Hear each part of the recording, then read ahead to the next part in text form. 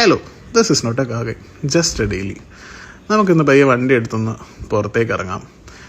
ഇന്നത്തെ നമ്മുടെ പരിപാടി എന്ന് പറഞ്ഞാൽ വനജയുടെ വണ്ടിയുടെ ടയർസ് മാറുക എന്നുള്ളതാണ്.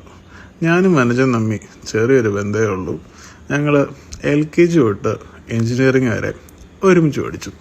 വീടുകളും തൊട്ടടുത്താണ്. ഇപ്പം ഞാനും കൊച്ചിയിലുണ്ട്, അവനും കൊച്ചിയിലുണ്ട്. ഞാൻ പയ്യെ വണ്ടിയൊക്കെ എടുത്ത് വനജയുടെ അപ്പാർട്ട്മെൻറ്റിനെ ലക്ഷ്യമാക്കി ഓടിക്കൊണ്ടിരിക്കുകയാണ്. നേരെ വനജയുടെ അപ്പാർട്ട്മെൻറ്റിലെത്തി. വനജയുടെ അപ്പാർട്ട്മെൻറ്റ് ഗേറ്റൊക്കെ നല്ലോണം തുറന്നു വരുന്നുണ്ട്. നേരെ എത്തി അവൻ്റെ വണ്ടി എടുത്താൽ പുറത്തേക്ക് ഇട്ടു.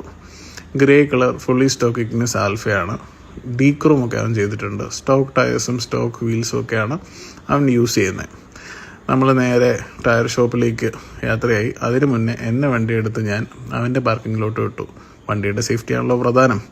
ടയർ ഷോപ്പിലെത്തി. വണ്ടിയൊക്കെ അവർ പൊക്കി പഴയ ടയേഴ്സ് വീൽസിൽ നിന്ന് റിമൂവ് ചെയ്യുവാണ് ഇവർ.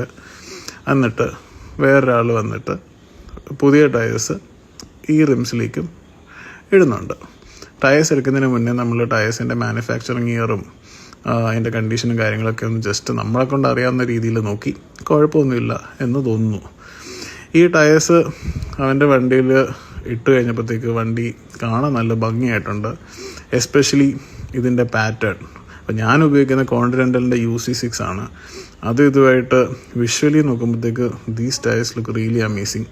എനിക്കിത് കണ്ടപ്പോഴത്തേക്ക് മേടിച്ച് എൻ്റെ വണ്ടിയിൽ ഇതുപോലെ ഒരെണ്ണം ഇട്ടാലോ എന്നുണ്ട്.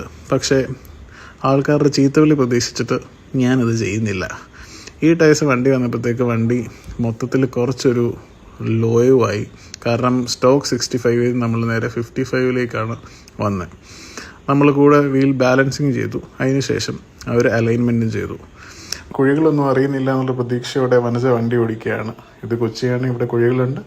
പക്ഷേ വനജ ഹാപ്പിയാണ്.